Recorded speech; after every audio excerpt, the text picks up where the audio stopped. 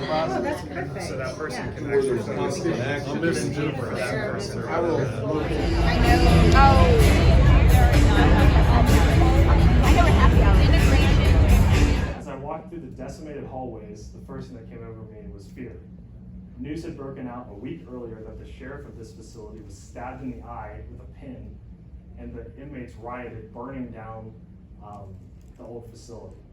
And so we were tasked with going in the facility and taking the salvageable kiosks and taking them out so we could be repurpose them for later use. And we walked down these soot-filled hallways, rubble across the floor. You could see these inmates walking by almost like ghosts out of a horror movie as they were cleaning up the space. And I was overcome with fear, and it was my first time ever in a facility, and I froze.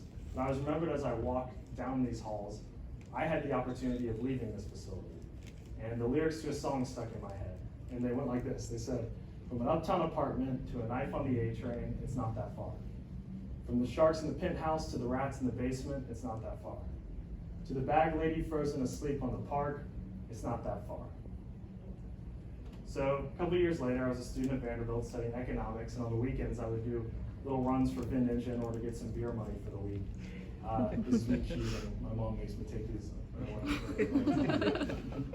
And Jim Bayhofer, the hardware expert at Vin Ninja, and we were sent to a small jail on the Tennessee-Missouri border.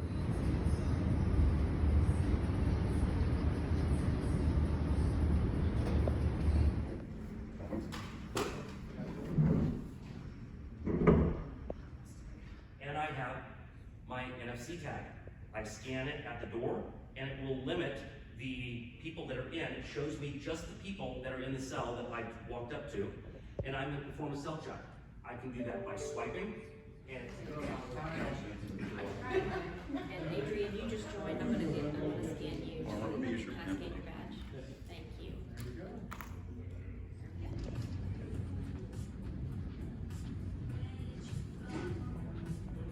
It will recommend rooms for you that will fit your criteria. You can also list on those rooms things like, do you need a projector? Do you need the types of resources that you'll need in that room?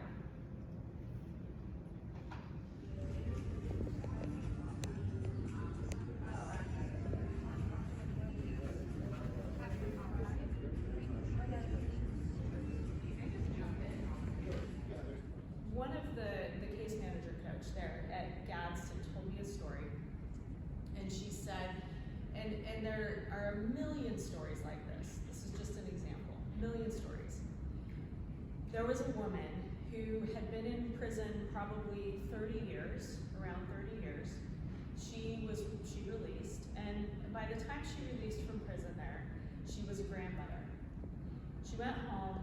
About 2 weeks after she got home, this case manager got a phone call, and it was this woman, and she was in tears. She was crying because her grandson had sent her an invitation to his birthday party on her phone, a digital invitation, and she didn't know how to respond to it.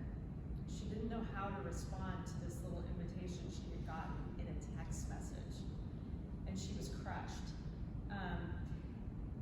I think that what we need to realize is that technology, as our culture shifts to becoming more, to where technology is more and more embedded in our lives, and I don't know about you, but it's hard for me to keep up with it. I mean, every time I have an update on my phone, it's like I've got to relearn.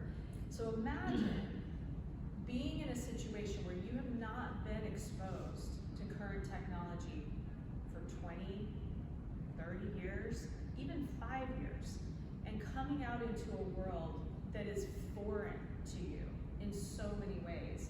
And now where everything is so technology dependent, applying for a job, which we know is critical for people who are in the reentry process, getting a driver's license, all of